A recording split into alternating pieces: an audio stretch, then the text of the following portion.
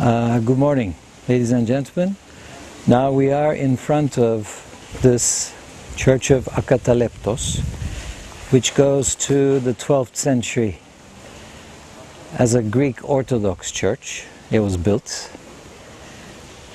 But when Constantinople was conquered in the 13th century, between 1204 and 1261, for a period of 57 years, the Latins who conquered Constantinople kind of gave an end to the usage of Saint Sophia as the main church in Constantinople and dedicated this church of Akataleptos to Saint Francis of Assisi and dedicated it to be the most important Latin church in Constantinople.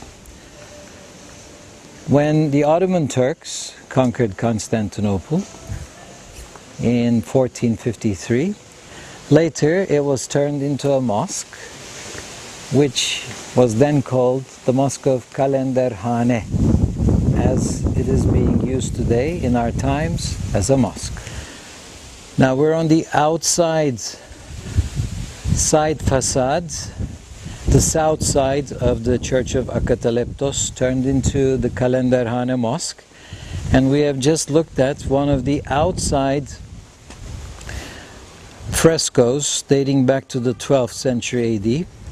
How come still we can see some yellow or red paint on the outside of this church, built with stone and brick workmanship in the typical Byzantine style? Is such that there was a house attached to it till quite recently. It was knocked out in the last 10 years, and so it became visible, and a lot of these frescoes today have been removed off the wall, and they are on display in the Archaeological Museum of Istanbul in the section known as Kalenderhane Mosque. We are now looking to the north side of the old church of Akataleptos, which is where we see remains of a Roman bath dating to the 5th and the 6th centuries AD. That's the remains you have just looked at. And behind me you can see the old aqueduct of Emperor Valens, which goes back to 375 AD, and it still extends for some 900 meters in our times. It was the main source for supplying water into Constantinople from the Belgrade forests, 12 kilometers outside of Istanbul today. The entrance to the mosque today, where you can see the name written. Today is the 25th of October 2012. It's the first day of the sacrifice holiday for the Muslim world, and they're cleaning the inside of the mosque for those people who will come to visit the place. This is the north side of the Church of Akataleptos, which is right adjacent to the old Roman bath, where you can see one of the pipes. And another pipe is just on the side wall. So these are the sections dating back to the 5th and the 6th centuries AD, which is in between the Church of Akataleptos and today's Aqueduct of Valens, dating back to 375 AD. Now we can see the newly built houses, which used to be wooden houses.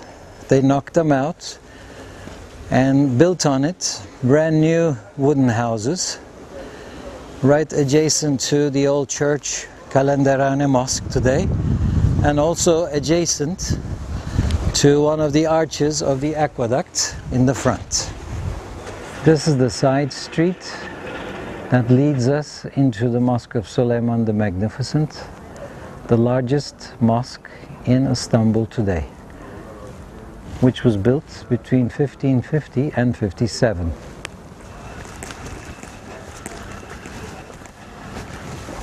Here we can see the two minarets of the four minarets. We're in front of the Mosque of Suleiman the Magnificent, which is a masterwork done by Sinan, the architect, between 1550 and 57 for Süleyman the Magnificent. So the Turkish people call it the Mosque of Süleymaniye, which is the largest one in town on the third of the 7 hills of Constantinople. And it is built within a complex. Within the complex around the mosque, we have a library building where this group of people are coming in, maybe to get a fresh squeezed orange juice. And so you can see the complex, the külliye as we call it in Arabic. And within the külliye today there is a hospital. In the far left corner is where they have a restaurant, which is where they would feed the poor people.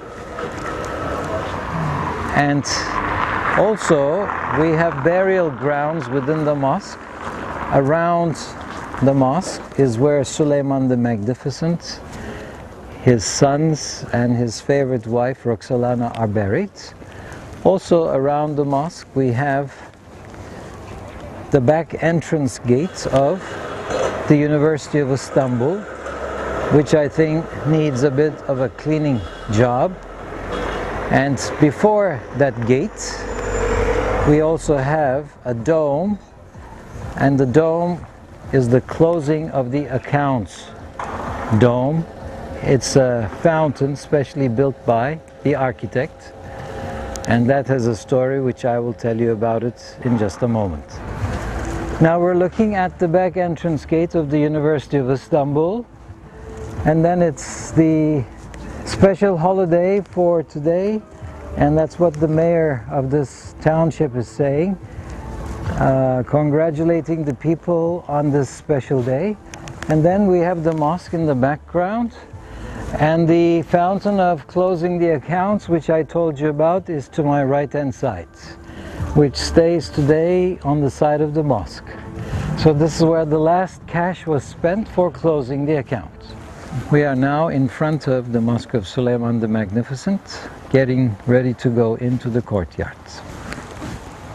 Now we can see one of the porphyry slabs brought here by the group of workers under the command of Chief Architect Master Sinan, and he has also brought a lot of these columns from different temples to be recycled.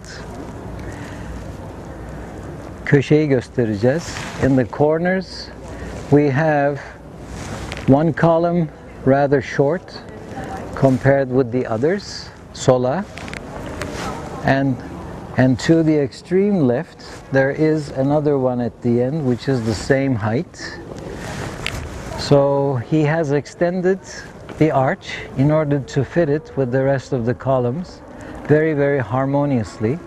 And also done on the blue Iznik tiles we have verses from the Quran, and we can also see the stalactite capitals reminding us of the story about where Muhammad received the first verses near Mecca, where today is the first day of sacrifice holiday. There are some 5 million Muslim pilgrims in the Arafat desert, and they are ready to go and do their sacrifice. In the story of Abraham and his son Ismail, this is a difference compared with the Christian faith where it is Isaac, but for the Muslims it is Ibrahim and Ismail that was ready to be sacrificed when God awarded them with the sheep instead. So today is a very holy day for the Muslims, and we are in the courtyard of the Mosque of Süleyman the Magnificent. And the ablution fountain right behind me today is rather decorative, where we can see the 4 minarets and the 10 balconies, 2 on the shorter, 3 on the taller minarets, because Süleyman was the 10th Ottoman Sultan, and he was the 4th one to have ruled here in the city of Constantinople after its conquest. This is the last comer's courtyard, where the inside of the mosque gets full, the overflow would be using this courtyard for prayers. You can see the ground here is rather even. It's very different than the Blue Mosque, because Suleiman asked the architect to finish this rather quickly, but he chose to wait 5 years so the foundation would settle down, because this is an earthquake zone, is why today this is on safe ground after so many earthquakes. We're inside the mosque, and I want to tell you what Master Sinan was able to do. He built a system which involves the lighting system of the mosque, which is the burning of oil, but the oil would cause the sud, and the sud is filtered through those 4 holes above the entrance gate to the mosque. And inside that section where you see the 4 holes, there is a domed area which is completely black today. And they have collected the sud inside the dome. They would scrape it and they would mix it with vinegar, and from the liquid they would make black ink, which was used in the 10 volumes of the books that Master Architect Sinan kept. And inside the books you will find all the details as to who worked in this mosque, how long it took, what were their experiences when they built the mosque, is all recorded. But it is the black ink from the sud that was used for recording all the journals of the mosque. Now the front of the mosque, which faces to southeast to Mecca, is where you find those 2 candlesticks. Above the candlesticks we have the beautiful stained glass windows, which are originals from 1557. Whereas the ones in the Blue Mosque were from 1930s. These are originals because they were made beautifully and very well, is why they have lasted all the years. Now that is the prayers niche where the Imam would stand and everyone would line up behind him. And we have, of course, in the front a half a dome, and then a full dome, and then another half a dome, exactly the same as Saint Sophia, which was taken as the model in this case by architect Sinan. And we have 2 side arches pierced by windows that brings a lot of light into this mosque and makes the structure a lot lighter than Saint Sophia, where it was a big problem, and Sinan had to build those buttresses from the outside, pushing them to the inside so the dome would not be affected by the earthquake. Is not creating us any problems. Maybe you can hear at this time someone is vacuuming, and you can even hear that because the acoustics of this mosque was created by Sinan, the master architect, by placing over 300 urns around the dome. These empty urns is what causes this wonderful acoustics. And so if the Imam speaks in the front, you can hear him easily in the back if there's no other person speaking. So that is the acoustics that was achieved by Sinan in this mosque. Also we have some colored arches, red or gray marble pieces have been used. This is the art from Cordoba, Spain, because let's remember Sinan was the master engineer in the army, so he traveled to all different parts of the empire before choosing to become an architect, is why we can see some effects from the Spanish Moorish architecture recycled in this mosque. Also we can see those tie beams tying the structure together. And I have of course been to the dome here. The dome is made out of pumice stone and they have not used any mortar in it. That's the reason why in 1980 4 well-known architects around the world came to study the dome. And I remember taking them up there, and they were very surprised the dome had not cracked. They asked me how that was possible. I told them it was the pumice stone and no mortar was being used, because they told me any dome of this magnitude should crack after 100 years. So that is another wonderful miracle created by the master architect Sinan. And of course we have other important details about this mosque. One day they told Suleiman the Magnificent that the chief architect was seen basically smoking a hubble-bubble pipe in this mosque. He was very upset with this story. So he came to check this out. Indeed, he found him in that corner. He was smoking a hubble-bubble pipe. When he asked him what he was doing, the answer was he's checking the acoustics.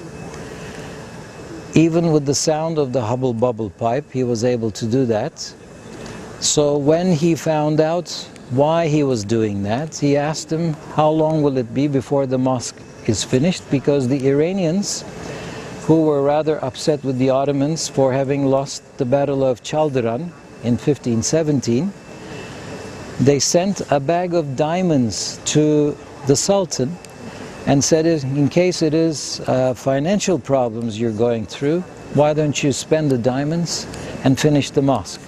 Which had made Suleiman the Magnificent rather upset. So he asked him when the mosque will be finished. The answer was, it'll be 60 days, Your Highness. So the Sultan was back in 60 days, the mosque was finished, and the key was in the hands of the architect to be delivered to the Sultan for him to open the door. But the Sultan chose to say, it is the honor to be given to you, so please open the door, and they came into the mosque. And those diamonds were not used in the construction. If you want to see some of those, there is a corner section in the front of the mosque where Suleiman himself is buried. That's a mausoleum. Within the dome of that mausoleum, you see the diamonds today glittering as if today they had been placed in there purposely by the architect. Even though he had money left in his pocket, when the mosque was finished, he hadn't used any one of those diamonds. On the day of the opening, he asked the Sultan what he should do with the money left over. The Sultan said, why don't you build a fountain and close the account?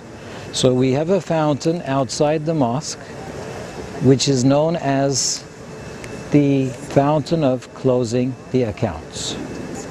Now we're looking in the direction where we can see the Justice Tower of Topkapi Palace and the Çamlıca Hill on the Asian side, and a lovely view of the Bosphorus. But we also have the complex of the Mosque of Suleiman the Magnificent, and at the end of this street right here, where you can see two people standing, that is where Master Architect Sinan himself is buried. That is his burial grounds. But on the other side, we have the two domes. The dome under restoration to the right is where Master Sinan is Master Suleiman the Magnificent is buried, with some of his family members and two more sultans. And then to the left is where Roxolana, the famous wife, is buried. And then in the background you can see the University Tower with the Turkish flag on it. Master Architect Sinan was born in Arnas in 1490 near Kayseri. He died here in Istanbul in 1588. After a life of 98 years, the last 48 years of his life, he was the chief architect for the Ottoman sultans. This is where he is buried. And in fact, it's built like a compass because he was an architect, the design of it. In the last 48 years of his life, he built 81 large mosques, including the Mosque of Suleiman the Magnificent, and 50 smaller mosques known as masjids, all in 48 years' time. It's an incredible record, and the day he died, he was working for the construction of the Ramazan Efendi Mosque in Koca Mustafa Pasha part of Istanbul. and that mosque still stands, and that is where he lost his life. But he worked till the end of his life, so he has always been a mentor to me personally in the last 45 years of my guiding. This place is right next to where the Chief Mufti of Istanbul has his offices, in this building, and that is where people come to register for their pilgrimage vacations, for their pilgrimage trips that they need to make. Now we can see the grinder for this institution, which was built as Aşevi, and that is a place where they fed the poor people of the region. And this is where they kept all the wheat stuffs. It's like a storage for food. It's rather deep when you look inside. It's about 7 tons in weight, made out of one piece marble slab. And then it's being used as the Darüs Ziyafe restaurant in our times. We have some beautiful Platanus orientalis trees in the background. That one goes back to 1557, still being used today. And we have the tie beams holding the structure together against the earthquakes. Darüs Ziyafe restaurant. We're in front of the Darüs Ziyafe restaurant with the seal of the Sultan above the entrance gate. İşte bu Şehzade Camii 1544-48 yılları arasında yapılmış. Şu anda öğlen ezanı okunuyor. Kanuni Sultan Süleyman'ın ölen oğlu Mehmet için yaptırılmıştır. Mimar Sinan'ın yaptığı ilk çıraklık camii olarak geçmektedir. Onun dışındayız şu anda. Sol tarafa doğru dönersek de we're in front of the mosque of Şehzade, built by Master Architect Sinan between 1544 and 48 for the lost beloved son of Mehmet, one of the sons of Süleyman the Magnificent. Sola dönelim. Evet, and when you look to the left hand side, we have the municipality hall where Atatürk and his poster is on the building. That's where the mayor of Istanbul works. It's from 1953. The right-hand side, right adjacent to the aqueduct of Emperor Valens, we see Gazanfer Ağa Theological School from 1599. Sola. Sol.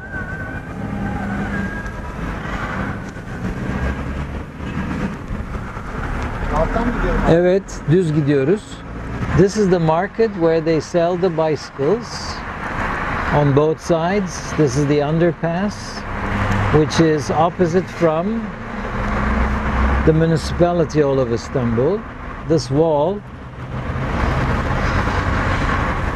and along the wall we have an indentation in the front to the right, with no sign on it. No notification telling us what this is all about.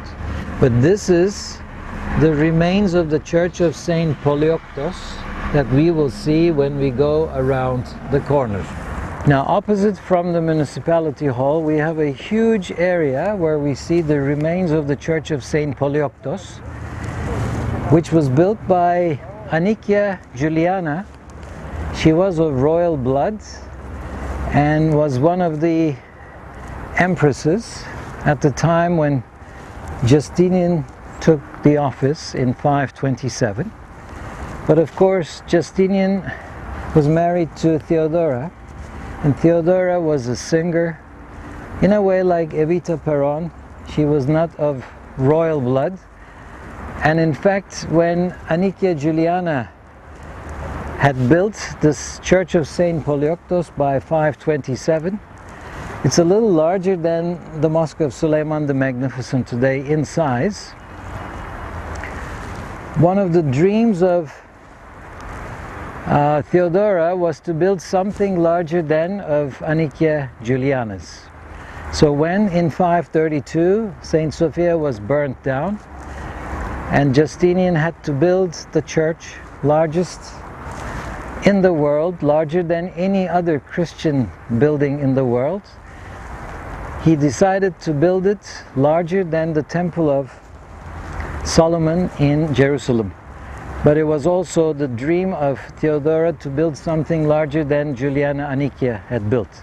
So this Church of Saint Polyoktos was the largest one in town until Saint Sophia was completed in 537. Now this was looted at the time of the Fourth Crusades, and in fact one of the pieces, porphyry pieces, from a column today is in St. Mark's Cathedral in Venice. So we know that is when that piece was taken from here to St. Mark's. It's called the Tetrarch's column from this very church of Constantinople. We have the municipality hall on the right hand side where you see the flag of Atatürk. In the next 4 days it'll be the 89th year anniversary of the Turkish Republic. This building, Municipality Hall, was finished in 1953, and it stands over the remains of a palace of Juliana Anikia dating back to the 6th century AD, remains of which still can be seen. Now we're looking at the Mosque of the Mothers of the Sultan Mosque, we call it, the Valide Mosque of Aksaray, dating back to 1871, has been recently restored with 2 minarets and 1 central dome. And then in the front we have another interesting mosque coming. Ön taraftaki camiyi alıyoruz.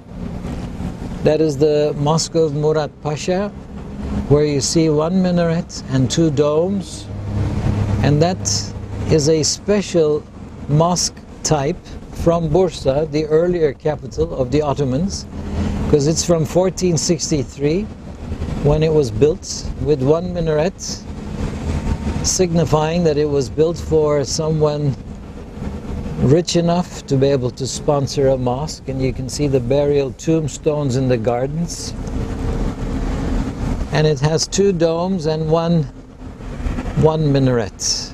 Whereas most of the other mosques in Istanbul were based on the design of Saint Sophia. Under 1 big dome, either you would have 2 half domes or 4 half domes. It's the centralized dome idea versus the Bursa type of mosques, which we see like in the Green Mosque when we're in Bursa. In the front of our minibus, we have a construction site. This is the Yeni Kapı Marmaray construction site. Now, in this area, they started digging in 2004. To a lot of experts, this is the most important digging site that was discovered.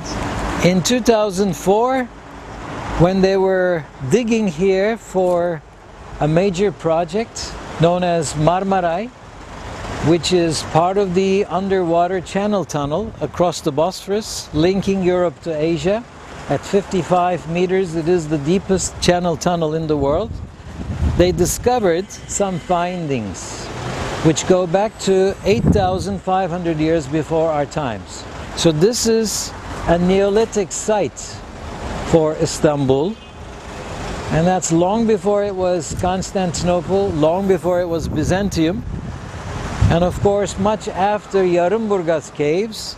This 8,500 years ago was a settlement of the Neolithic period, but as late as the 11th century AD, this was the harbor of Theodosius II, and this is where the sea was. There was a huge tsunami in the 11th century AD that sank some of the 33 ships that was in the harbor. So then it was covered with sand and it was no air inside, and because of the fossilized remains of those ships, which were wrecked into by the tsunami, they have discovered all of those ships, and some of them will be on display here. Next year on the 29th of October 2013, when the Marmaray project will be open. This is where they hope to display some of those ships that were wrecked by the tsunami. It's an incredible finding. They have discovered, as if the ships were brand new coming out of the harbor yesterday, because of no oxygen left, the whole wooden ships have been left intact. And that will be a major display when this whole project is finished by next year. Here is one of the new shopping malls of Istanbul called Historia. We're in the Fatih district. It's a very historical part of Istanbul. Along the main avenue where most of the ceremonies take place, we have another one of the old Greek Orthodox churches with the two domes dating back to the 9th century AD. Was also used as a mosque. In our times, it is still being used as a mosque. So the very old and the very brand new are side by side in Istanbul, and that's how the story of this town really is. Now we are driving along the walls of Constantinople, dating back to 413 AD. It's the time of Theodosius II, and soon we are going to look at the Mosque of Mihrimah with one single minaret, where TOKİ, a government agency, is building some new residential units, replacing the old Sulukule, which is where the gypsies in Istanbul used to live. So this is a brand new project, and you can see behind the walls from 413 the mosque as well as the newly built units replacing Sulukule. So the walls are about 4 miles long from the Sea of Marmara till the Golden Horn, and it shows you 3 different levels. First there was a moat, so one had to be a good swimmer to get into Constantinople if they wanted to conquer it. And then the next 2 layers of the walls with many towers made this city one of the best defended cities of all times. And it fell twice. First at the time of the 4th Crusades in the 13th century, and later on at the time of Sultan Mehmed II in 1453, and ever since that time it's been a Turkish city by the name of Istanbul, replacing the old name Constantinople. Now we're going to go through the gate known as Edirne Kapı, the gate of Hadrians. This tower was built in 1985, but it was knocked out in 1999 with the earthquake, showing how badly we can build in our times, and it was replaced in 2003. Now we're inside the city of Constantinople and just getting ready to go into the church of Chora, C-H-O-R-A, known as the Kariye Mosque and Museum in our times. Sağa çek, sağa bak, resim, devam. That's the Mosque of Mihrimah, the beloved daughter of Suleiman the Magnificent, built by Sinan the architect. When people ask me which are the best books about the Church of Chora, or the Kariye Jami, or the Kariye Museum today, I always tell them the books about Paul Underwood. This was done more than 40 years ago, and the first volume is about the historical introduction and description of the mosaics and frescoes. Volume 2 is the mosaics, and Volume 3 is the frescoes. And this is all done in the United States, which is still available through Paul Underwood and the institution that he is with. Paul Underwood is with the Byzantine Institute in Dumbarton Oaks in Washington. Now we're in front of the Museum of Carrier, which once upon a time was the Church of Chora, C-H-O-R-A, and later was converted into a mosque as the Mosque of Carrier, K-A-R-I-Y-E. And today, since 1935, along with Saint Sophie, it's become a museum. And by the end of the 3rd century, this area was empty, and some 90 martyrs from Nicomedia were buried here. So it was a burial ground. And in the beginning of the 7th century AD, 610, at the time of Emperor Phocas, the first church was built over the remains of this burial ground. And this very first church was destroyed at the time of the iconoclastic movement. The iconoclastic movement from 726 until 843. Then at 1078 to 1081, at the time of Nun Melanie, the Lady of the Mongols, the second church was built. It was kind of destroyed at the time of her grandson Isaac Komnenos. So 1120 is the very third church built on the same site. The 1120 church of Isaac Komnenos lasted till the Fourth Crusades arrived here in 1204, 1261, and of course it was affected as a result of the dispute between the churches of the East and the West.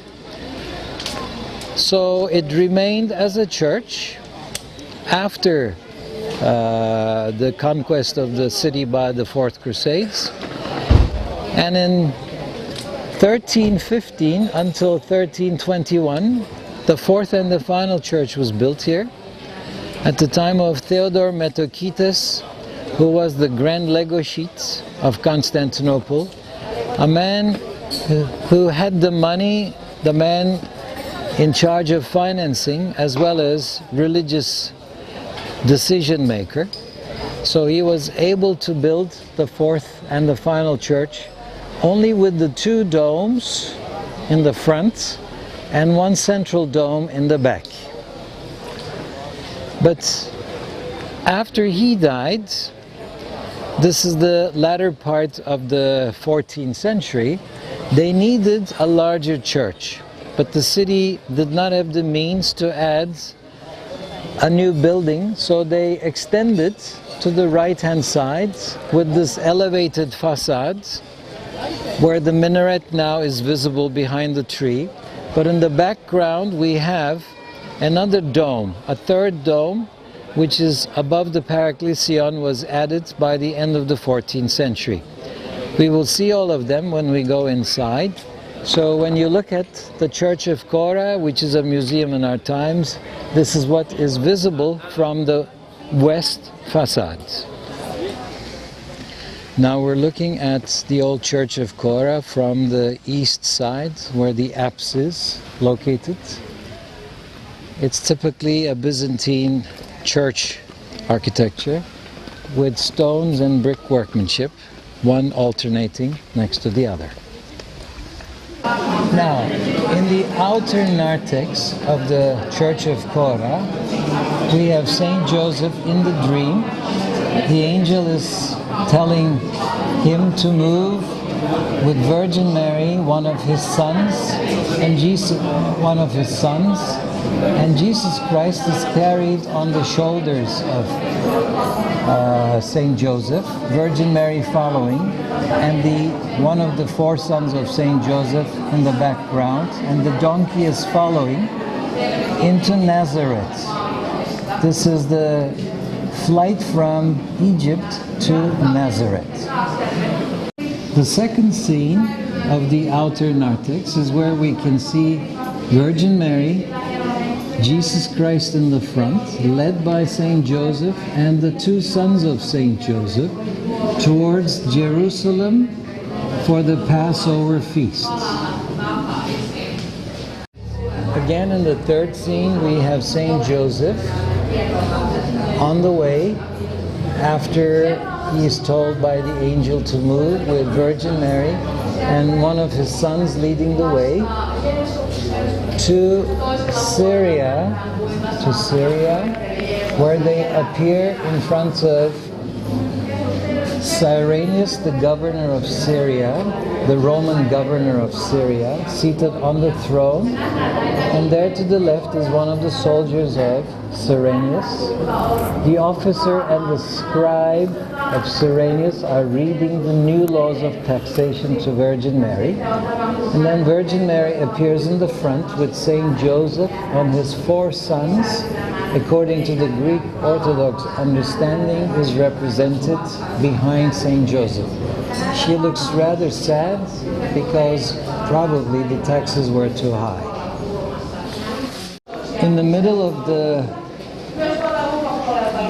fifth scene, we have Virgin Mary in front of the cave and Jesus Christ as infant in the manger, where you see the ox and the ass are looking into the manger where the light comes out. On the left, the angels are praying, and on the right, the angel is talking to the shepherds, while Saint Joseph is in deep thoughts, and the attendant is giving the first bath to Jesus Christ. This is the nativity scene. Now we have here Jesus Christ. For a period of 40 days he was in the desert, and the Satan was trying to get him off the true path to God. So there you see him, offering him these stones, representing as the kingdoms, the 6 kingdoms of the earth. He was trying to give them to Jesus Christ so he would change his course. And the hand gesture of Jesus Christ in either case is no. And at the end, Jesus Christ has come down from the high mountain, from the pinnacle, without hurting himself. And the devil is now underneath himself, and he has lost. Without hurting himself, he has come down from the pinnacle. That's the test of Jesus Christ in the desert. This one is Jesus Christ by the River Jordan, with John and Andrew to the right, and that's Jesus Christ with Saint John the Baptist bearing witness to Jesus Christ by the river, and those are the Levites to the left. Just above the entrance gate, the main entrance gate, we have Jesus Christ, IC and XC, his initials, Kora, the name of the church, Ton Zon Ton, meaning Kora, the land of the living. Kora means a suburb, somewhere just outside the city limits, because this is where it was built in the first place, outside the city limits, in 294 as a burial ground. We look at Jesus Christ with his pinkish cheeks, his mustache and his beard, and his hair are of much finer gold than the background. He's holding the Bible with his left end, and you can see the thumb pointing upwards, his index finger pointing to the right hand with which he is blessing, and the 3 other fingers are attached. So here, with the left hand, he is depicting Trinity. To the left-hand side, here we have the pouring of the water into the jars at Cana, and that's the changing of the water to wine, one of the miracles of Jesus Christ. And in the next scene, we have Jesus Christ with the multiplication of loaves, or the feeding of the 5,000.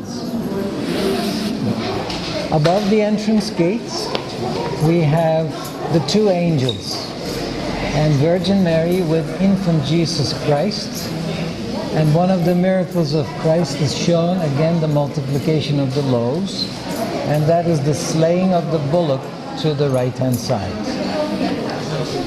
That is King Herod, and the section to the right is no longer there. So in order to understand what's happening, we move on to the next scene where King Herod is talking to the Magi, the three wise men riding on their horses, appearing before him. The older one is to the right, the middle-aged one in the middle, and the youngest one to the left. Underneath the Star of David, which is right above the house where Jesus was born. Of course, he's asking them where Jesus was born for the massacre of the innocents. He is about to order the massacre of the innocents. The order for the massacre of the innocents is now given. And you can see the massacre scene. The infants are being massacred. A mother is trying to hide away her baby. In the corners we have holes. That's for acoustics. They have placed pipes, so the voice from the interior of the church can go to the outer corridors. And then we have the healing of the paralytic at Capernaum by Jesus Christ. The massacre of the innocents continue. You can see them being massacred. The babies, and the mother is trying to hide away her baby. That's the Samaritan woman at the well of Jacob with Jesus Christ. They're talking. We can see the mourning women from the massacre of the innocents. And then we can see Elizabeth and John running away towards the mountain to hide, and one of the soldiers is pursuing them with the sword in his left hand. When Jesus Christ walked into Jerusalem, 355 idols, which were inside the city walls, threw themselves down from the walls. We have the 6 church fathers from the left to the right, and that is Saint Nicholas, Saint Athanasius, Saint John of Chrysostom, Saint Basil of Cappadocia, Saint Gregory the theologian, and Saint Cyril of Alexandria. All 6 church fathers who played very important roles in the history of the church tradition are displayed here as frescoes. We're on the side aisle of the church, which is known as the Paraklesion. At the top, you can see Jesus Christ in a double mandorla, and he is bringing Adam and Eve to life. But when you look at him, where he is holding onto the hands of both Adam and Eve, the color is blue. The portion of the dresses they have is also blue.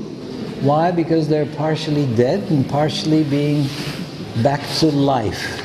So he is pulling them vigorously from their wrists, bringing them to life. And that is, again, John and Andrew to the left. And then we have at the bottom where Jesus Christ is standing, that is the Satan, and his hands are tied to the back, and those are the broken padlocks of hell. That's a lovely scene with Virgin Mary and infant Jesus Christ to the right side of the 6 church fathers. The raising of the daughter of Jairus is on the right hand side, and that is Michael in the arch. Now I want to show you all of this. That is the scroll with the final judgment being brought down. And Jesus Christ is seated on the heavenly throne with Virgin Mary, Saint John the Baptist, and the 12 apostles. And down below, where you can see the stripped people, those are the souls. The weighing of the souls is taking place. That black figurine to the right is the devil. He's leading the way for the man in the corner, and that is the rich man in hell. Whereas on the other side we have Abraham and Lazarus the beggar in his bosom. And those are some of the orphans on both sides, but that section is white, and that is heaven. This is also heaven, and the door to heaven with the black section reflecting the darkness, and now we will see that next. Now, over this tympanum, half of it is darkness and half of it is light. Because people who are led by Saint Peter, who has the key to the door of paradise, with the cherubim on the door, the elect are walking vigorously to get into paradise, where you see the good thief with the cross showing the way, and that's Virgin Mary inside, and that is paradise, where you see Abraham and Lazarus the beggar in his bosom. So now this is the Paraklesion, the right aisle of the church, where you see frescoes. And this is a burial ground, so all of these areas down below are burial places. And we have another burial place next to it. But here you can see mosaics rather than frescoes.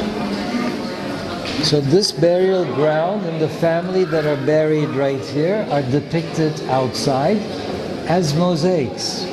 By the end of the 14th century, the mosaics artists must have left town, so the work was completed by the fresco people, is why you see only here along the Paraklesion the mosaics. Now, this is the dome of the Paraklesion. It's an umbrella dome, where you see Virgin Mary with Jesus Christ in the center, and you see 12 angels around, depicting the 12 apostles. And in the pendentives, we have 4 historians depicting the 4 Bible writers. We have them in the 4 pendentives. The 4 pendentives, we have them. And over on the other side, we see the ladder of Jacob, and Jacob is wrestling with the angel. He is there in a dream, the ascending and descending angels. And then we have Moses and the burning of the bush. This is where he is ordered to take his shoes off. So that is sacred territory. And that's the reason why when we go into the mosques, we take off our shoes. We're now inside the Indo-Narthex. We have a design underneath the arch. It's known as the meandering river design. Here we see Jesus Christ and Virgin Mary, and we have Nun Melanie and Isaac Komnenos. Those two do not have halos, because she is the foundress of the second church, and nothing remains from the church of Emperor Phocas of 610 AD, and that is why he's not shown here. But she is the builder of the second church, 1081 AD, so she is Nun Melanie, as she is shown right here. Now, before she was Nun Melanie, she was married to one of the Mongol kings, Hulagu, and when Hulagu died, she came back home to Constantinople, and then Ahmet, the son of Hulagu, sent word that he wanted to get married to her. She must have had enough of the Mongols, so she decided to stay here and retreat in a convent. That's why her church today is along the Golden Horn, known as Kanlı Kilise, which is still remaining as a church. Her grandson, Isaac Komnenos, who built the third church after an earthquake, is shown on both sides. This is a Last Judgment scene. Of course, St. John the Baptist is missing, but the two major figures is Virgin Mary and Jesus Christ. Looking at Jesus Christ's face, you can see the pinkish cheeks, the mustache, the beard, the hair are the finest gold mosaics you can find anywhere in the world. These are from 1321. That's when Giotto was making his paintings in Italy. So this is Renaissance, Byzantine Renaissance. And it's interesting that the churches in Ravenna on the Adriatic coast of Italy today, San Vitale and San Apollinare, are from 549 AD. They still have Byzantine mosaics, but Constantinople, as you know, went through an iconoclastic period, is why these were done much later. Now, the way they are shown to be moving is represented by darker stones with mosaics, and when you look at Virgin Mary's face, subliming, showing to Jesus Christ, you can see the left cheek is a lot smaller than the right cheek, and that is Renaissance for us. Now we have one of the miracles of Jesus Christ, that's the healing of the mother-in-law of Saint Peter. The lady with hemophilia, the issue of blood, is being cured by Christ. The man with the withered hand is being cured by Jesus Christ. And then inside the dome we see Jesus Christ, and we also see his genealogy starting from Adam to his time. This is all part of his genealogy all around. The man with the leprosy is being cured by Jesus Christ. The deaf mute is being cured by Jesus Christ. The multitude are being cured by Jesus Christ. And the two blind men from Jericho are being cured by Jesus Christ. All of these miracles happen to be in the Quran as well. This is Theodore Metokitis, the founder of the Third Church. He is holding a model of the church which has only two domes, the way it originally was built in the 14th century. He is wearing a funny turban on his hat, showing the interaction between the Muslims and the Christians, because he's a Christian leader. He is in front of Jesus Christ, presenting the model of the church of Kora. That's the name, Kora Ton Zonton. Now that is Peter with the keys to heaven in his hand, and that is Paul of Tarsus on the right-hand side. Now that is the three fathers of the church giving the purple-colored skein of wool to Virgin Mary with 6 rejected virgins in the background. She is the one to make the veil to go above the temple, which shows that she carries the seed of David. The next scene is where you see Virgin Mary in the Ark of the Covenant, in the Ark of the Holy of the Holies, with the rods of the suitors with Zechariah in front. And of course, they are trying to choose who should be taking Virgin Mary home to be the future husband. The rods are collected, and one of them has flowered, and that's the rod of Saint Joseph, who's going to take Virgin Mary home, and those are the rejected husbands. At the top, you can see baby Virgin Mary being blessed by the church fathers, and in the next scene, you can see Virgin Mary taken home by Saint Joseph and one of his sons. Virgin Mary is in front of the house with Saint Joseph is saying farewell to her. She's pregnant, we can tell from the tree by the side, and one of his sons is carrying the tools of the carpenter. And that again is High Priest Zechariah saying no to the offering of Joachim. And there in the next northern dome we see Virgin Mary with more of the genealogy of Christ around. That's Virgin Mary's mother, Saint Anne, and Saint Joachim peeping through, and the angel brings the news of the birth of Virgin Mary. On the tree you can see a mother bird bringing in food to the 2 baby birds on the tree. And then here we see Saint Joachim in the wilderness, but after the news of the birth comes, they're embracing each other, Saint Anne and Saint Joachim, And then the next scene is the birth of Virgin Mary. That's her cradle. Saint Anne is giving birth.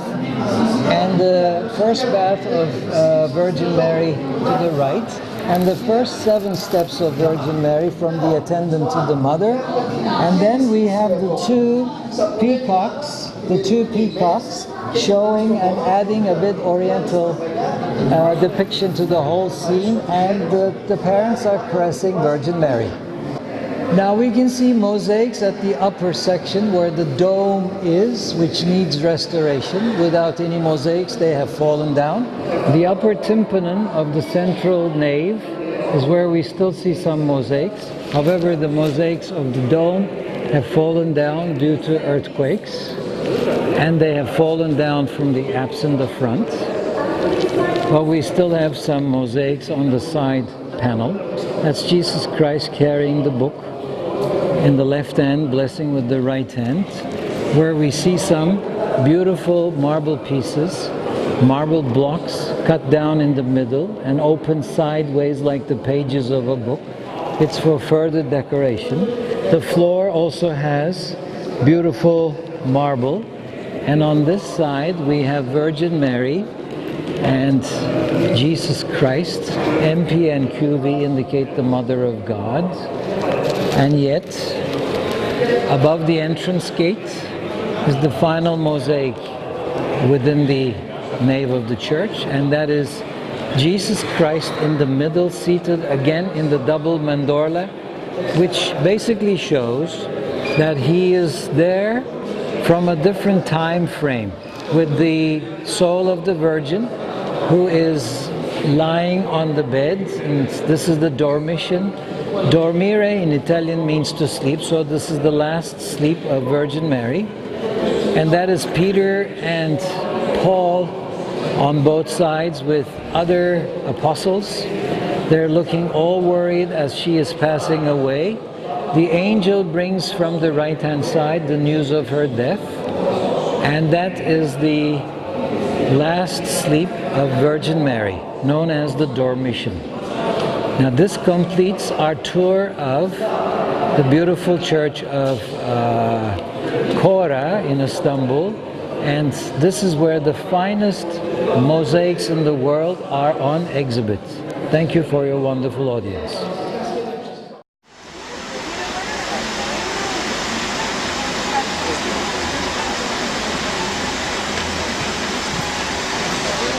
Hadi görüşürüz. Görüşürüz abi. Vandalo.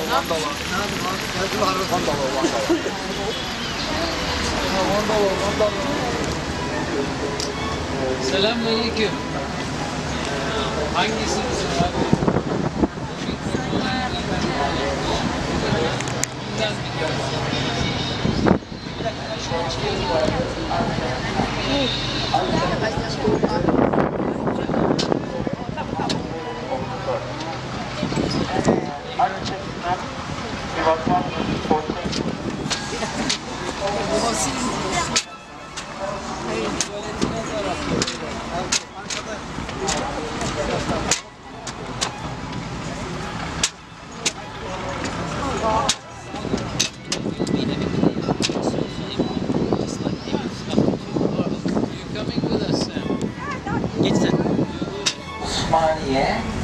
Where the column of Constantine is located,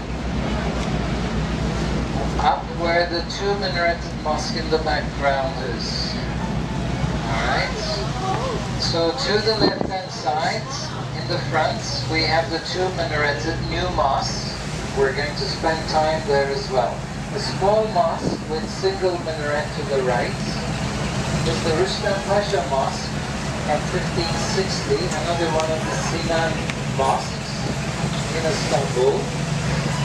Turn Bridge, where you see a lot of restaurants. Conical rooftop, the Galata Tower. The Galata Tower is from 1348. It is, you better bow down. Watch your heads, okay?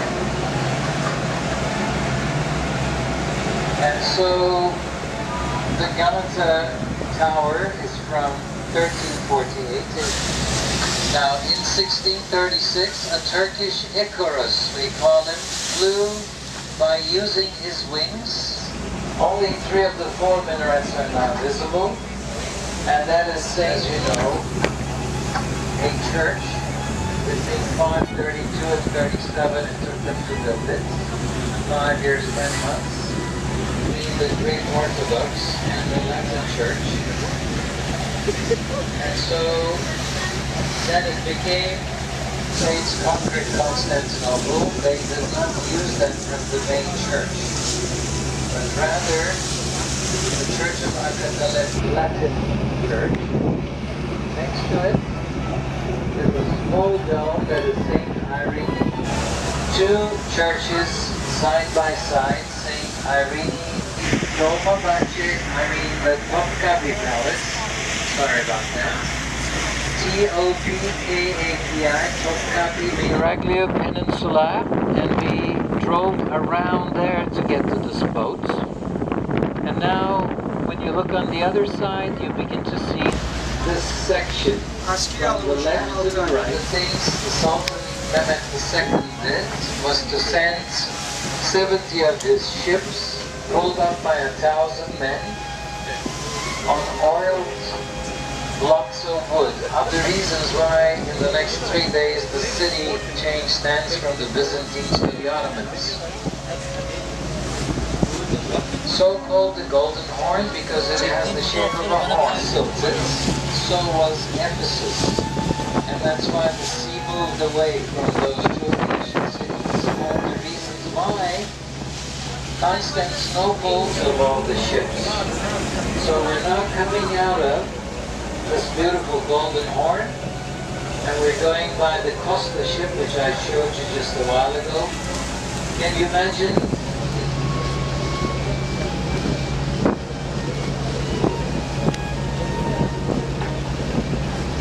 What we're going to probably see tomorrow when we come here and do a tour of the old town.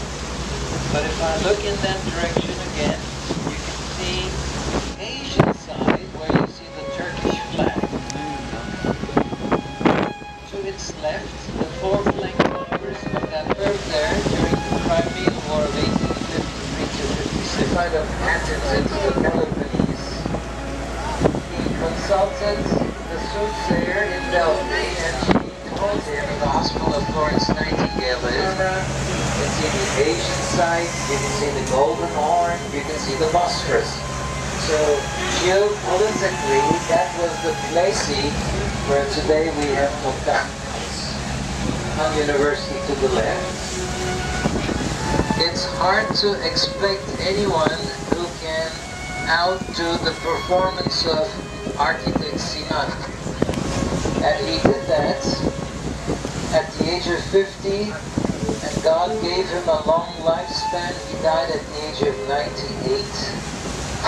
He died in the last 48 years of his life. So that's the performance. And opposite we have the Kız Kulesi.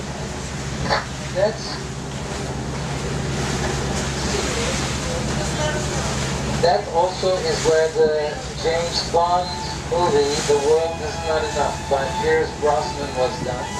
Istanbul happens to be a favorite city as far as James Bond series are concerned. It's their 50th year this year.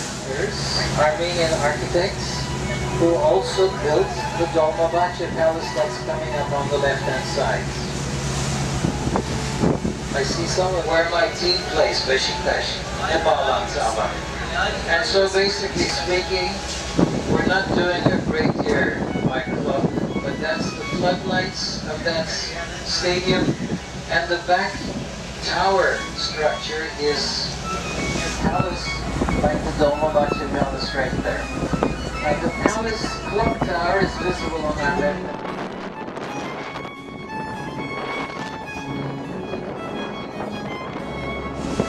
Then comes the glorious throne room, 43 meters high, where the 4.5-ton chandelier, crystal chandelier from the harem section is where the ladies lived, as you know. And the word harem comes from the word haram. And haram basically means forbidden. A part of the house or a palace belonged to another man. So that is where the Sultan's harem lived, the ladies section. Comes from the word haram, which is when the sacrifice holiday will begin on the 25th. And behind the trees, under the domed mausoleum, is where he is buried. Now this is Beşiktaş, the Four Seasons Hotel on the Bosphorus. It's rather a new premises for the Four Seasons Hotel School. The word is lise, Beşiktaş Anadolu Lisesi.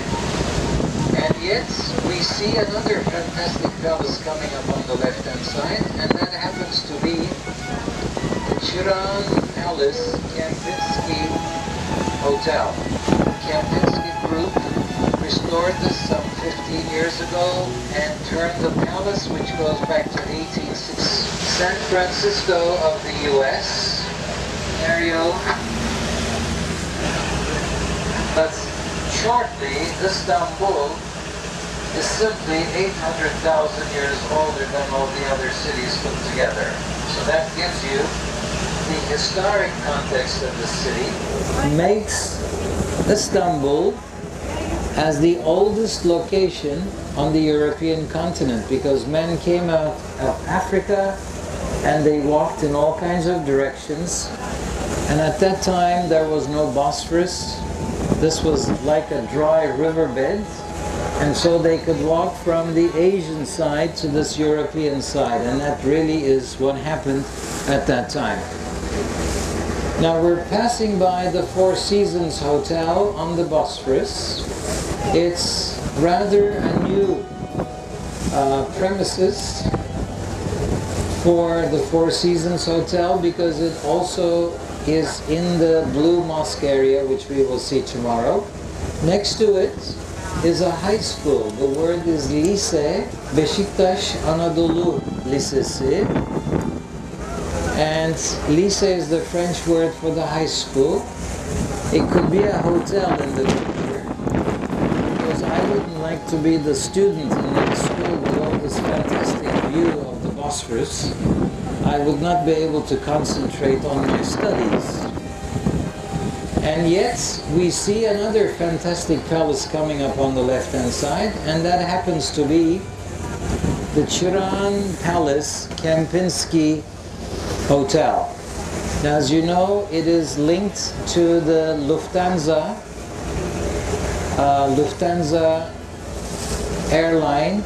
The Kempinski Group restored this some 15 years ago and turned the palace, which goes back to 1867, into a hotel with all the 3 blocks that were added to its right.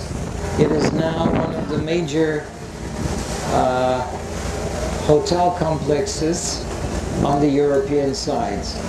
It's our most deluxe hotel, and if you check with their reception, they will tell you how much the most expensive presidential suite will cost you.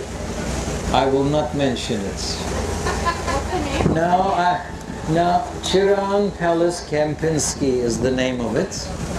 And of course, we're now cruising between Europe and Asia. Europe on the left, Asia on the right, everyone. Now, I'm glad you all decided to come on this excursion. I know it's an optional excursion, but as a guide, to me, it is always a pleasure to do a cruise on the Bosphorus.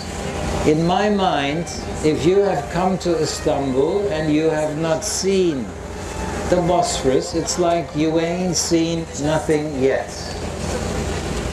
Because this is the most beautiful part of it.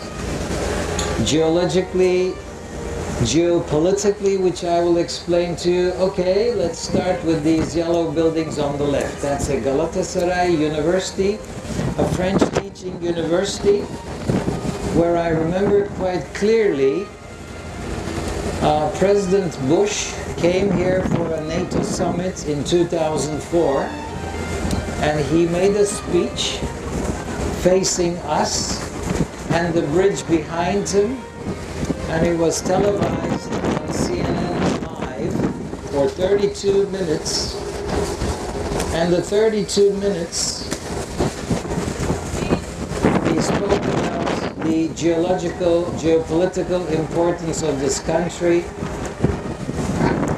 forming the bridge between the two continents. Istanbul, as you know, is the only city in the world that is founded on two continents. Nothing rivals that. And mind you, I told you about the 800 years of history. Let me remind you of something else. Based on a poll held by the cruise passengers arriving into Istanbul, 5 cities have been nominated to be the top cities in the world for cruise passengers coming in. Now, one is San Francisco of the US, another one is Vancouver, British Columbia, another one is Rio de Janeiro in Brazil, the 4th one is Sydney Down Under, Australia, and number 5 is Istanbul. But shortly, Istanbul is simply 800,000 years older than all the other cities put together. So that gives you the historic context of the city, as we are cruising by, as well as a Greek Orthodox church. Now that is the story of Istanbul, everyone. Now what does that mean? When the Jews and the Muslims were asked to leave Spain on the 31st of March 1492, the Ottoman Sultan, Bayezid II, sent his ships. And along with a lot of Muslims who were evacuated out of Spain, came some 50,000 Jewish people to Istanbul. They settled almost all over this town. And what does that mean? You go to Prague, my most favorite city in all of Europe, and there is a Josefov, which is the Jewish section. And in that section you have high walls, and Jews were not allowed to walk outside. That's where they lived, and that's where they died, and they were buried. In Istanbul, with the 25 synagogues today, 19 of which are still usable, Jewish people still live all over this town. About 25,000 Jews still remain in Istanbul, because a lot of them went to Israel after 1948. Now we're going under the bridge, the first bridge over the Bosphorus. This was built between 1969 and 73. It took them 4 years. It was the British and the Germans who had it built. It's about 1,075 meters between the two continents, 64 meters above the water for clearance, and it is known as the Bosphorus Bridge. The palace underneath it to the left, remember when we drove over this bridge just a while ago, I pointed that palace for you. Now that is the Beylerbeyi Palace, and the Beylerbeyi Palace was built between 1861 and 65, when there was a civil war going on in the United States. The Ottoman Sultan was building a summer residence along the Bosphorus. One of the top nightclubs of Istanbul, Reyna, is coming up on the left-hand side now. And you can look at the #1 discotheque in town. Of course, they sell some tea and coffee on board the boats, everyone, if you're willing to purchase them. But you can see Reyna right here getting ready for tonight. And it has an interesting view with the bridge and the palace right opposite. It's one of the deluxe nightclubs in town. Right after it, coming up on your left-hand side, is the single minareted mosque from the 19th century. But if you'll remember, when we did our tour of Bursa yesterday, I told you about different types of mosques. One of them was a house mosque. So there it is, a house with a minaret right next to it, and that's a house mosque. Now we are continuously cruising north towards the Black Sea. And we are leaving the Sea of Marmara behind. One of the main reasons why Constantine the Great chose this location over Alexandria Troas was that it's about 160 miles from Istanbul to Odessa, and from Istanbul to Dardanelles, the opposite direction, another 160 miles.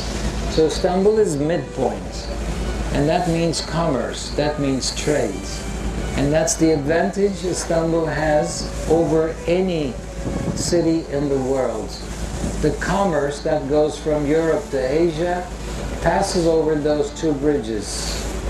And they're going to build a third bridge, and next year the Channel Tunnel for the trains will be finalized.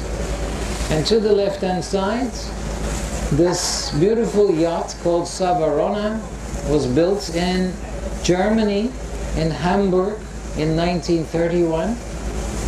An American lady owned it for a while. Then, before he died in 1938, Mustafa Kemal Atatürk used this boat for about 3 months when he was rather ill, and he died in Dolmabahce Palace on the 10th of November 1938, the palace which we just passed by. You will also remember he was kept there for 3 days, as I explained to you when we visited Atatürk's memorial in Ankara. Then comes other boats anchored along the European coastline. But please remember, we have currents along the Bosphorus. We have the top currents, we have the bottom currents, and we have elliptical currents. That's why it takes special talent to cruise the Bosphorus. It is not a must, according to the Montreux Treaty of 1936, to have a pilot navigator steering the big ships going through. And that is why we've had many accidents. If you look on the Asian side, the Asian side is where you see those television antennas, is 262 meters above the Bosphorus. That's our highest hill. In the winter it snows over that hill, or it rains up there when it is rather dry in downtown Istanbul. And we have about 8 days of snow in Istanbul, and we get about 47 inches of rain.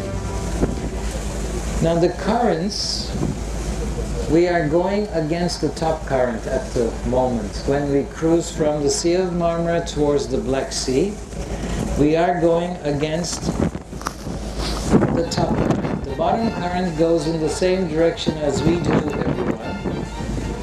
And yet, we also have elliptical currents. Now in the winters, those elliptical currents can be very dangerous. Dangerous because sometimes they have technical difficulties, those big ships. And that's why we have had a lot of accidents along the Bosphorus until 2004. Since then, a new radar system has been installed, which has really ended those accidents. And I must tell you, the last 50 years before 2004, they had some 500 accidents, either along the Bosphorus or the Dardanelles. That is like 50 years and 500 accidents. That's like 10 accidents a year, almost one a month. That is why you might be living in one of these wonderful villas Some of them go from $20 million up, we will see them, up to $100 million, and you wake up at 4 o'clock in your bedroom with an oil tanker in the front of your house. If you think I'm joking, that has happened many times.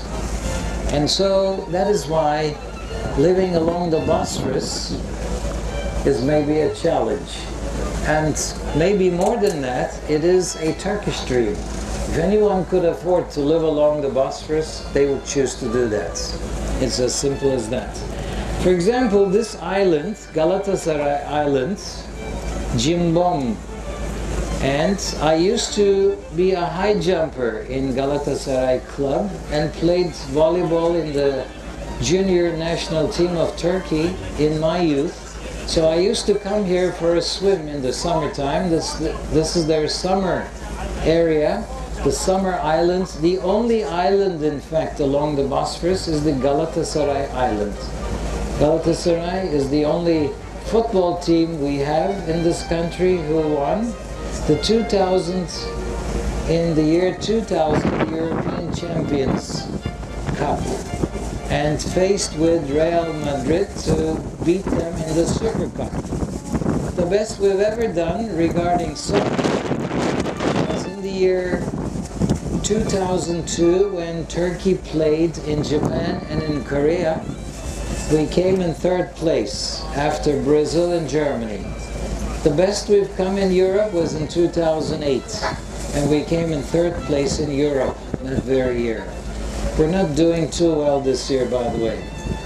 So when you look around, you begin to see some wonderful homes. But one thing you will notice, when you compare Europe versus Asia, you will see more apartments on the European side and more single homes on the Asian side. That's generally true. Why is that? Before the bridges were built, we had the only communication, transportation between the two continents was by the ferry boats.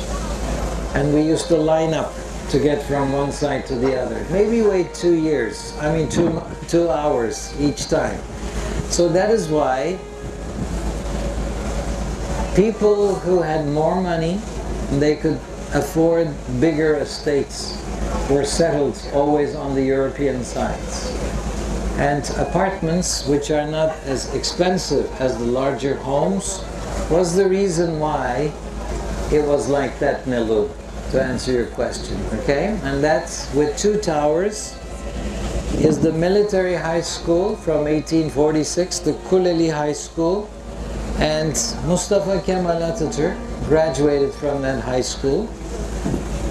And we are approaching towards an area called Akıntıburnu, which is where we have one of the fastest flowing waters. Now, why do we have different currents along the Bosphorus?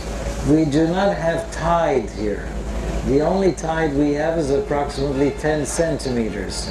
So that does not upset these houses, which we call yalı, Y-A-L-I, to be right on the waterfront. And of course, the yalı are quite expensive, and as expensive they come right on the waterfront. They're not affected by the currents.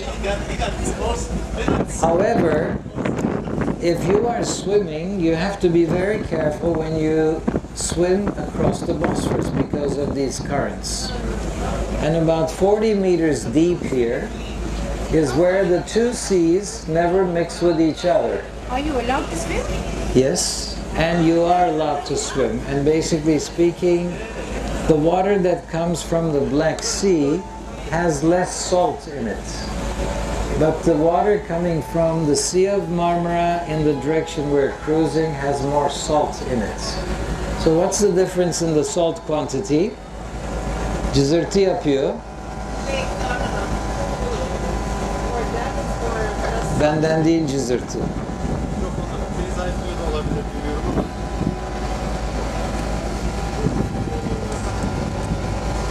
So basically speaking, everyone, the corner in the front is where we are getting the highest current. It's about 6.5 knots per hour. And all the ships that go by, they do not do any more than 6 knots per hour. So that's why we don't get big waves here. So the houses are right on the waterfront and it doesn't create any problems. But that corner in the front is where you can see a lot of people fishing. Akıntıburnu is a great place also to walk. When you walk along the Bosphorus, this is a beautiful place to walk because it's straightforward with this lovely view. A lot of people go jogging early in the morning. So everyone, if you look to the left, this is where people fish. This is where people like to sit down, and you can see how fast the water runs. I was just telling you that the salt quantity is different. How different is it? It's 18 pro 1000 in the Black Sea, 22 in the Sea of Marmara, 26 in the Dardanelles and Aegean, 36 in the Mediterranean. So twice as salty as the Black Sea is the Mediterranean. Now you get that between Sicily and mainland Italy as well. You get that at Gibraltar, where the strait meets with the Atlantic Ocean. You have different sea levels with different salt quantities. As a result, it is interesting, Jacques Cousteau discovered that in the 1960s. He said this was a great discovery. But if you check the Quran, chapter 55 is Rahman, verses between 19 and 21 will tell you there are waters in the world where they never mix with each other. And that is pointing to this very fact. Now you can see people are driving casually. This is a Thursday in Istanbul. If it was a weekend, the traffic would be gridlocked on your left-hand side. So hang on to your seats, everyone. Today, very specially, hard winds coming from the Black Sea. And the Black Sea is where the cold weather comes to Istanbul. If this is winter, this would be bitter cold. In the summer, it's the best place to be because of the breeze. So when the coldness comes, we call it from Russia. Now we are going to arrive at Bebek. Bebek is 11 o'clock. B-E-B-E-K, Bebek, means the baby. And the baby is never cheap. So that is the most expensive part of the Bosphorus, Bebek. And that is where we have some nice homes, which we will see very soon. So these currents are different for a good reason. In our times, we have no more excuse to say, I do not know. If anyone who can Google, we can all reach the information. So I'd like you to Google the name Robert Ballard. B-A-L-L-A-R-D. He's an American underwater archaeologist who had dug out the Titanic, discovered the Titanic. The same guy was up in the Black Sea, and that was in the year 2000. About half the way along the Black Sea is the township of Sinop. About 150 meters from the shoreline at Sinop, he discovered something that made a big change. This exponential discovery in 2000 was broadcast by National Geographic onto a DVD. You can actually get it and check this out. They also printed a magazine in May issue of 2001, and that explained what Ballard had discovered. So what did he discover? Underneath the Black Sea, about 200 meters below the sea level, it's Dead Sea. There's no life in the Black Sea after 200 meters. So why would it be Dead Sea? And how did that happen? I mean, the rest, everywhere there is life. You can see the birds, you can see the fish. But why in the Black Sea? Now, there was no more oxygen left. Something must have happened. And how did that happen is the next discovery. We worked it out that 7,500 years ago there must have been a tsunami here. And the tsunami took place because of the rise of the waters in the Mediterranean. In the Mediterranean, the two rivers that we have are Euphrates and Tigris, as you know. The flood of Noah, according to Ballard, took place 7,500 years ago. And the levels of the water increased along the Mediterranean, which affected the level of the waters in the Aegean Sea, and finally I will tell you about that building. And basically the waters rose and the water eventually arrived here in the Bosphorus. That big house to the left is the Egyptian consulate building, and the Egyptian consulate is the largest house on the European side. Today it is actually used as a consulate building, belongs to the Egyptian government. This is Bebek. The most expensive apartments are along the Bebek. It's normal to find prices like $2-3 million easily if you have the nice sea view for an apartment that is about 1,000 square feet, 3 bedrooms along the Bosphorus. And so the waters increased coming towards the Sea of Marmara from the Dardanelles. Imagine 7,500 years ago, the Sea of Marmara was an inner lake. It was not connected to the Aegean by the Dardanelles. And neither was the Black Sea connected to the Sea of Marmara like it is today. It is because of that tsunami that arrived here is how the two seas were connected. Like the Caspian Sea we talk about today is a lake, isn't it? It's not a sea. But don't forget, Caspian Sea and the Black Sea were all interconnected at one time, and they were part of a sea. So basically, it connected very fast, according to Ballard. The water arrived here little by little, but after a while, it reached to a tempo of 60 miles an hour. Can you imagine the speed of the water? And about 4 times as much water flowed through here as it does pour down the Niagara Falls, according to his estimates, is how come the Bosphorus was formed into what it is from a dry riverbed.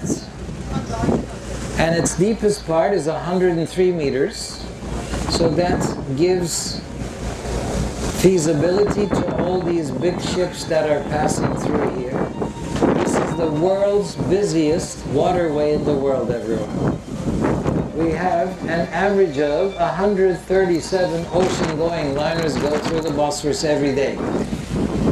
That beats the Panama Canal 3 times, the Suez Canal by 4 times. And we also have some 2,000 boats from Europe to Asia crisscrossing every day. Because to a lot of Istanbulians, waking up on Asia Minor, going to work on Europe, and going home the same day is just the days of our lives in Istanbul. And that is why there is so much traffic. Can you believe it? We have some 1,000 super tankers go through here every year. And that's like 3 a day, carrying about 150 million barrels of crude oil from the Caspian Sea to the rest of the world. So the government would like to open up another parallel channel to this, a man-made one. That's one of the projects of this government, if they stay. They want to do that because there's too much traffic here. And too much traffic we don't want anymore. In fact, it is as busy as it can be. No other channel in the world is where you have a city of 14 million people on both sides of it. So that is why it is an exponential level for a city of this magnitude. Istanbul is the most crowded city in all of Europe, by the way. If you think Greece is 11 million and just Istanbul is 14 million, and a lot of countries in Europe is less than 10 million, that probably explains to you what I tried to explain to you on the bus as to why they would not like to have us in the EU. Remember all those debates. Now we're coming very close to another fortress on our left front, 11 o'clock. That is the Rumeli Hisar Fortress. And look how slowly the bridge traffic after it is moving. We were so lucky when we went over the bridge so easily this afternoon. I could hardly believe my eyes. But that is the story of being an Istanbulian. And basically, the Rumeli Hisar fortress that you see, everyone, on the left-hand side, goes back to April till August of 1452. It was built under the orders of Sultan Mehmet II, whose father's burial we visited in Bursa yesterday, Mehmet I, if you remember. So this was built by the Sultan about 9 months before Istanbul was conquered, because he wanted to build it in the narrowest part of the Bosphorus. And if you look on the other side, you see another very small fortress from 1395, the Anadolu Fortress, we call it, and the Anadolu Fortress and the Rumeli Fortress is where it's only 700 meters between the two continents. You can see a burial ground to the left-hand side with tombstones, and if you look by the walls, you can see some of the old cannons still on display. This is a museum in our times, this fortress, where in the summertime we have several concerts given. It was built 9 months before the conquest of the city, and that way the Ottomans could control the passage of the ships going up and down the Bosphorus, which would bring aid to Constantinople, is why it was built right here. Now the second bridge in the front, everyone, was built and finalized by 1989. And that is the Fatih Bridge, the Conqueror's Bridge. And it's about 15 meters longer than the first one, about the same height, and it happens to be a bridge built by the Japanese and the Turkish companies. Underneath it in the front, I can see one of the radar installations, a white tower on the Asian side, and that's how the traffic is controlled from the Bosphorus to the Dardanelles. Now we're not finished with these current differences. The waters never mix, and so we get the fish that are migrating from the Black Sea to the other oceans of the world go through it at this time of the year. This is when the bluefish and the mackerels are being caught. That's their season. So we get fresh fish in Istanbul depending on different seasons. And you can also notice some of those cafes on the left-hand side. They're rather beautiful. It's a great pastime for especially retired people. They come out here, they have fresh air, they enjoy a cup of tea, and then they watch all the ships passing by. And that is why cruising the Bosphorus is always a great pleasure. Now we're almost arriving at the second bridge, and we're going to make our turnaround. Osman'cığım söylersen dönelim yavaş yavaş, köprünün altından karşıya geçelim. And so we are going to turn around soon and go on to the other side and follow the Asian coastline, returning to where we started from. Okay, that's the order we do it. But now you can see when we return following the Asian coastline, we're going to see some beautiful homes, very expensive villas right on the waterfronts. And there's an water route from Ankara. Yes, that's another expressway to Ankara, and it goes to Baghdad on that side, it goes to London on the other side. That is the basic major I-5 that goes through Europe, by the way. How much further is the Black Sea? The Black Sea is another 8 miles from here. And so basically we have one of the Istanbul municipality boats, the letter S with the cedilla, and then H represents the municipality. Fatih means the conqueror. These are some of the newer boats, copying the older ones. They've been navigating in the last 4 or 5 years, these special boats here. And a lot of people communicate within the city by boat.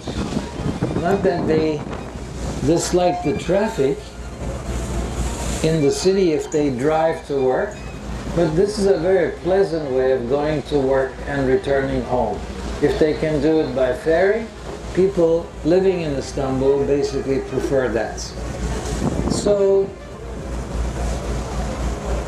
we need to speak about other issues as to why there is a great deal of geopolitical importance on the Bosphorus. Russian Navy. Thank you, Nilu, mentioning the Russian Navy. The Russians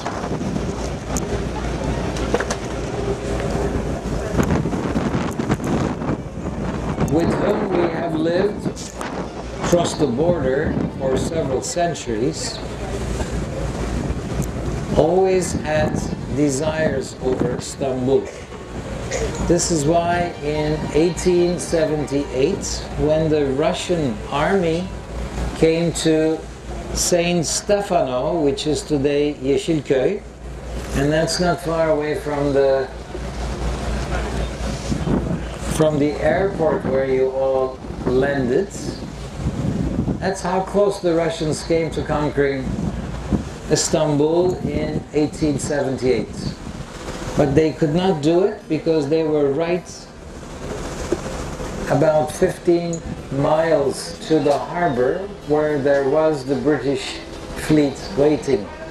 So the British would not allow the Russians to go any further. Both sides knew one day the Ottoman Empire would collapse, and each side didn't want the other party to have the cake.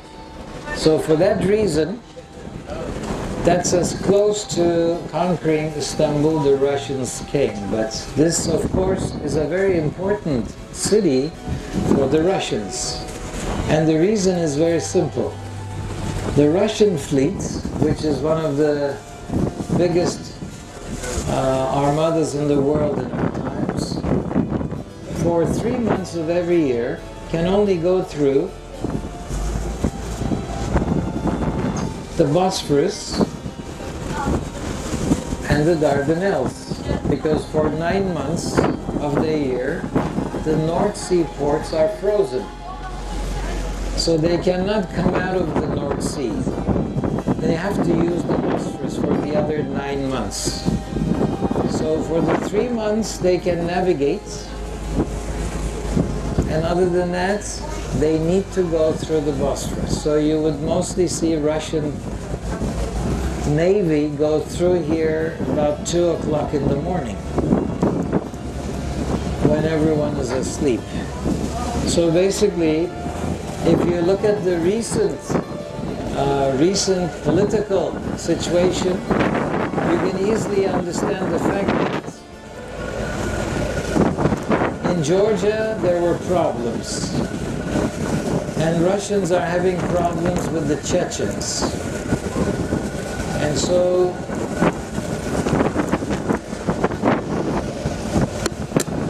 the US fleet has to go through the Bosphorus to be able to be part of the international waters.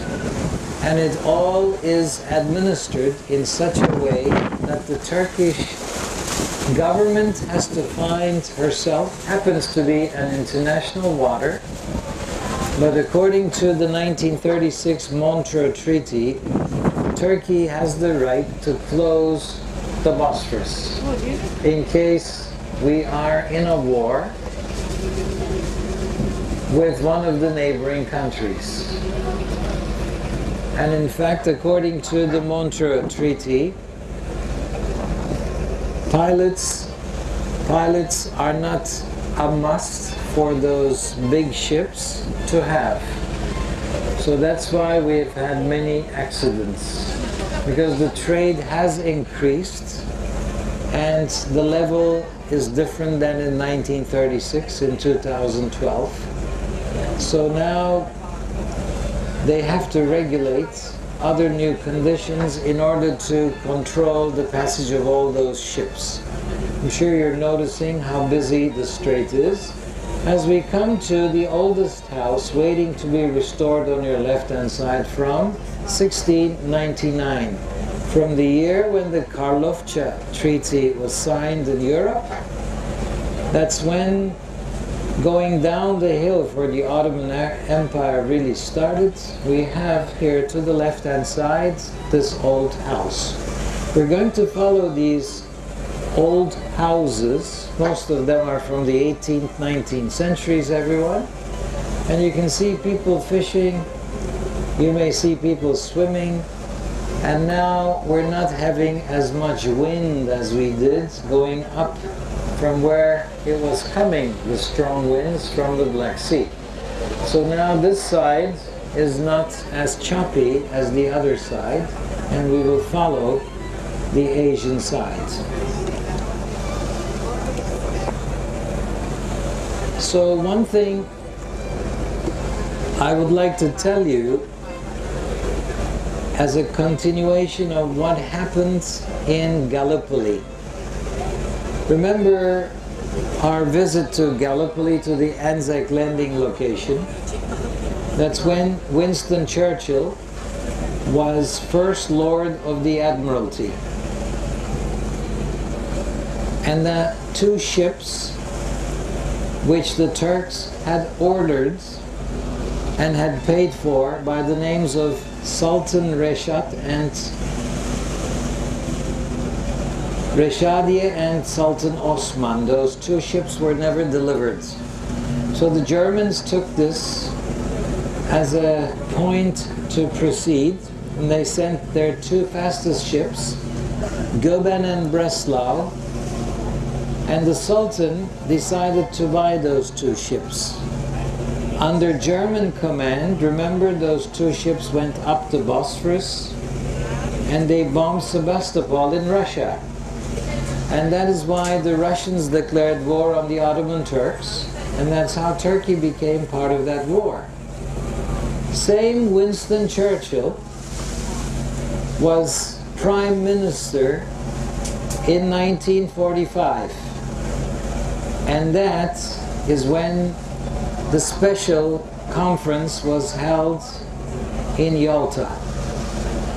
Now that is the call to prayer coming from over 3,000 plus mosques in Istanbul. This is about 2 minutes before the hour of 4 p.m. It's the midday call, as you know. This is when the sun is at 45 degrees. So ladies and gentlemen, here we go again. On the left-hand side, we have a very interesting small summer residence. Küçüksu Kasrı from 1867. It was built by Sultan Abdulaziz, who was a wrestler in his sportive times.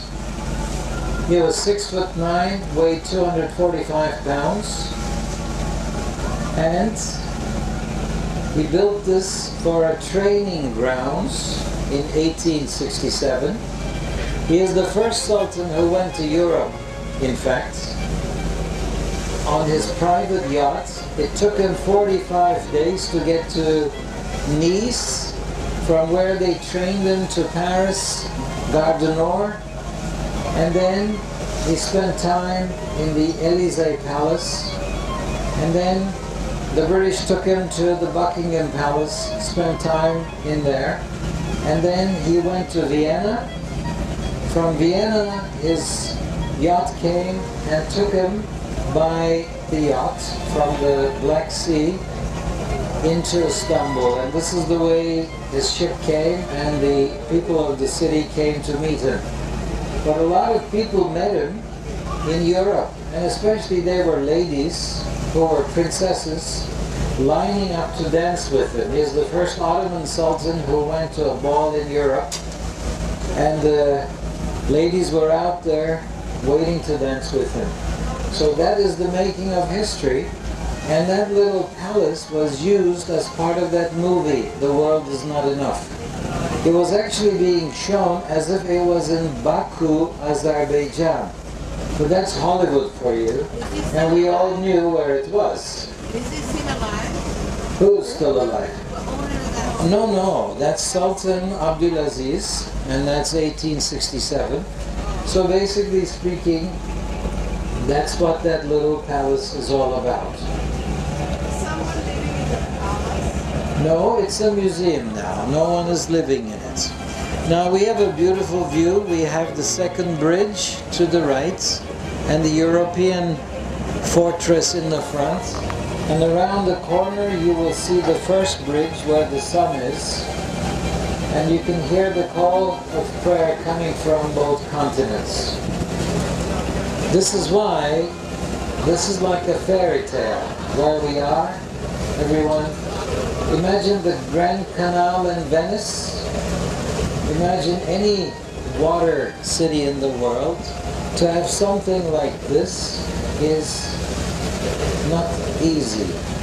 And that's why Istanbul, in my opinion, is my favorite city in the world to live. But now you're seeing some of those 20 up to $100 million homes. And especially look in the front. This is a turning point. Do you see how choppy the waters are? And that's all that very, very busy waterfront. So what were they doing in Yalta, everyone, between the 11th and 25th of February 1945? And who were they? It was President Roosevelt, it was Prime Minister Winston Churchill, and Stalin. They were deciding as the three victors how Europe should be shaped. This is about a month and a half before Roosevelt passed away. And Roosevelt was really sick, as you know, in those years. And all he wanted was to see the war come to an end. So the Russian, Stalin, came to that conference with a lot of wishes. They were all accepted, except for one. The Russians wanted 50% controlling rights of the Bosphorus, along with the Turkish government, and the Turks had not been part of that battle. We were independent. We were not part of the Second World War. So Winston Churchill, at that time, told Roosevelt and to Stalin that the Turks would not accept that, and this would be the cause for the continuation of the Second World War. And so when the other two men asked him, how did they know all this? He said, don't forget, I was at Gallipoli fighting against them 30 years ago in 1915. And so this comment of Winston Churchill's was maybe a little bit of a payback time on his part. Had he allowed those two ships to be given to the Turks, we would never be part of that First World War. We were not ready for that war in the first place. And I told you how the Anzac story was shaped when we were in Gallipoli. So everyone, that is the Yalta Conference, 1945. So we know how strategically important the Bosphorus is. When Roosevelt died in April 1945, he was succeeded by Truman. And Truman didn't know much about what was going on. Lucky we are that the American ambassador in Ankara in 1945 gave all the background information to Truman, who sided with Winston Churchill, and Russia never asked for that base again. Because in 1946, January, when the Turkish ambassador died in Washington, the American government put his corpse on the SS Missouri, on which the signing of the Second World War coming to an end was signed by the Japanese and General MacArthur, as you know. And so the whole ship brought the body of the late Turkish ambassador, and that was the signal to the Russians that America and England were on the side of the Turks. And that, in a way, is how come in 1947, the year when I was born, when the Iron Curtain came down, and a lot of countries in Europe fell under it, Turkey and Greece were aided by the Truman aid, and we stayed out of that Iron Curtain story in 1947, and we joined NATO in 1952 along with Greece. And all of that I had told you earlier on. So now we continue along the Bosphorus, and again, one of the main stories about the Bosphorus I remember from my childhood. In 1954, big blocks of ice came down the Danube from the Black Sea. Because the Danube had frozen, so like the ice cubes in the drink, they floated down and they filled the Bosphorus. So I remember people walking from one continent to the other from newspaper clippings in 1954. Can you imagine that? So basically speaking, the geopolitics of the Bosphorus is one I hope you will always remember, because Napoleon Bonaparte in 1798, when he conquered Egypt, he said whoever controls the Bosphorus and the Dardanelles has a lot to say as to what happens in the Mediterranean. And look at it, more than 200 years have passed since he's gone, and exactly what he said is still true today. It is controlled by the Turkish government from the Montreux Treaty of 1936, and it's as critical as the time when Napoleon said those words. What's the treaty? Montreux, not Montreal. Montreux in Switzerland. Oh, Montreal. Yes. Okay. So basically, I have to tell you something else, my ladies and gentlemen. When was the first bridge ever built between the two continents? It's not these bridges, but it was a pontoon bridge. 512 BC. It was built at the time of the Persian Emperor Darius. He was on his way from Asia to Europe to fight with the Greeks. He put 374 of his ships side by side, tied them together, made a pontoon bridge for his 70,000 men army to walk from Asia to Europe. And the next year they returned the same way, having lost the battle. His son Xerxes, however, in 480 beat the Greeks.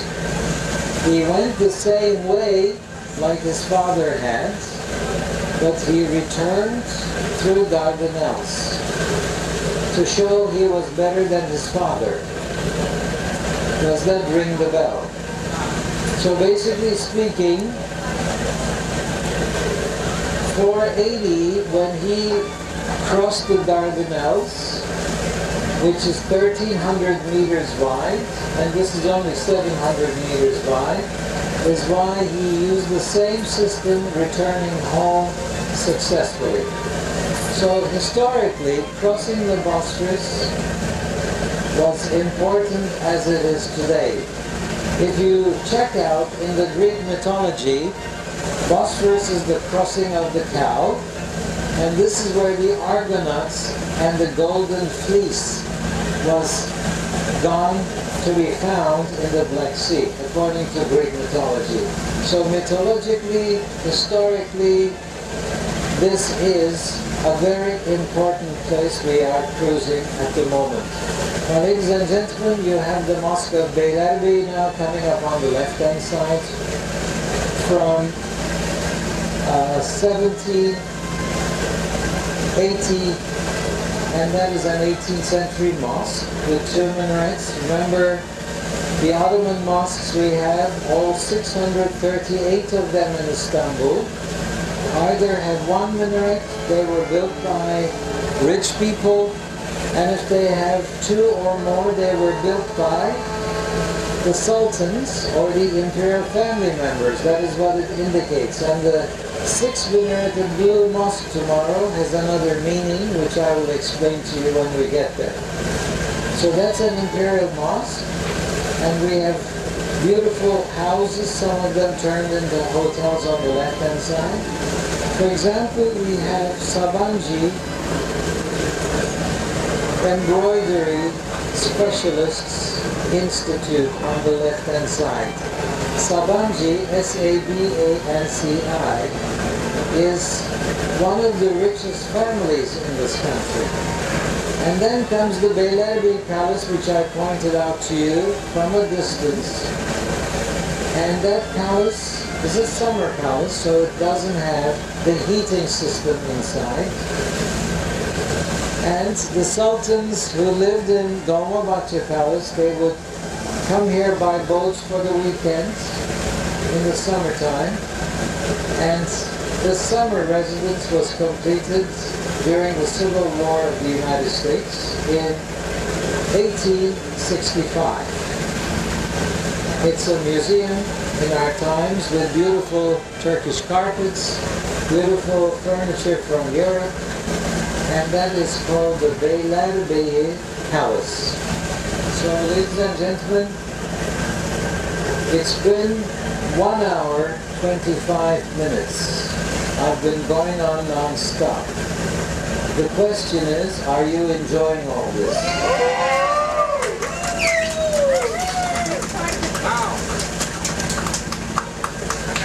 Thank you very much for enjoying all of this.